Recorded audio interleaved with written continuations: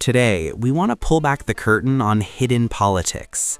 Secret diplomacy flows quietly between major world powers right now. Key players move pieces on the Middle East chessboard.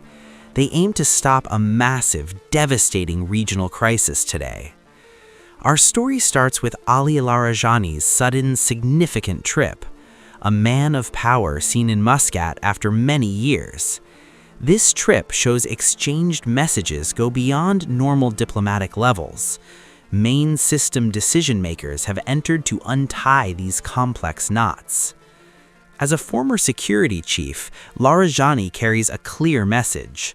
Western parties know the official government cannot convey such weight. He represents the hardcore of power within Iran's system.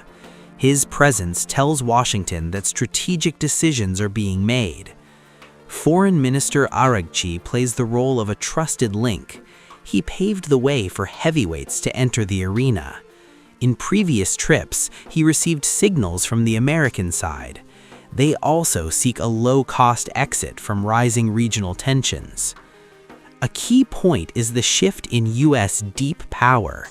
They decided to protect national interests against traditional lobby pressure. A direct channel with Tehran is opening up right now. They want to avoid an unwanted, costly Middle East war. The American establishment realizes war with Iran yields no victory. It would weaken their economy and global standing against China. Therefore, they prefer to bypass the usual media noise today. They want to sit at a table for real action. News of secret talks in Muscat alarmed leaders in Tel Aviv. Netanyahu is rushing to Washington in a state of panic. He hopes to derail these potential understandings before they solidify. He wants to drag America back into direct conflict again. Israel knows if the US and Iran reach an understanding, their absolute security umbrella will begin to shake and crumble.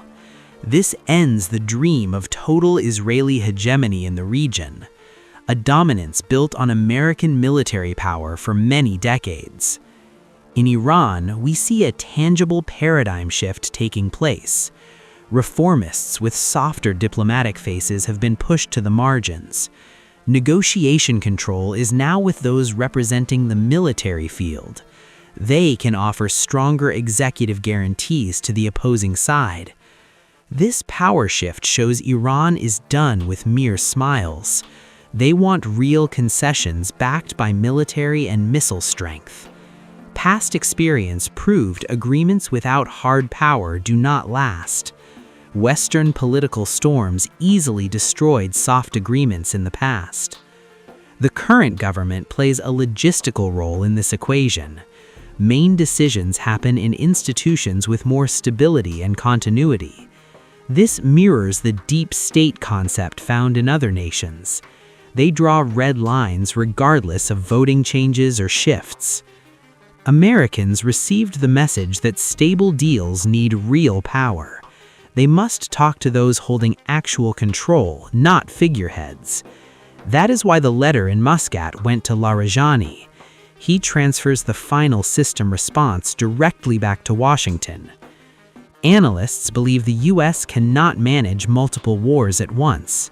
Ukraine in Europe and China in Asia drain their strength. They do not want a new front in the Gulf.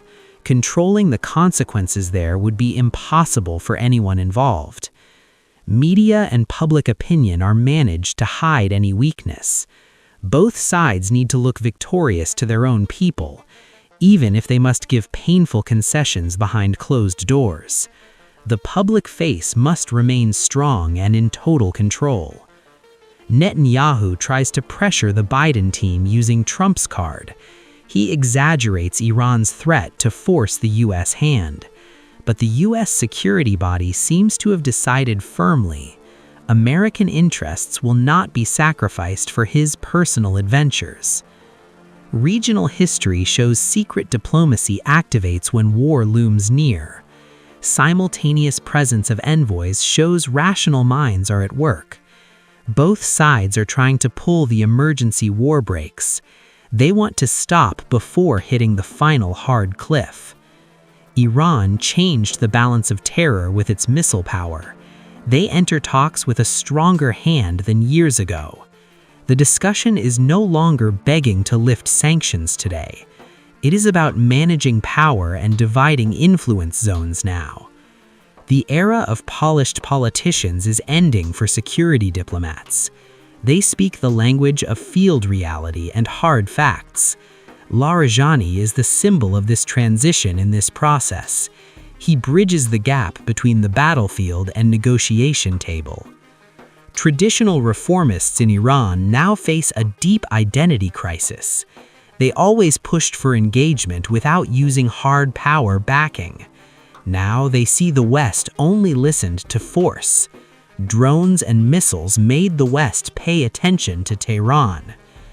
Events in Muscat and Washington redefine Iran and U.S. relations, based on 2024 realities, not the old dreams of 2015. Both accept that eliminating the other is not possible now.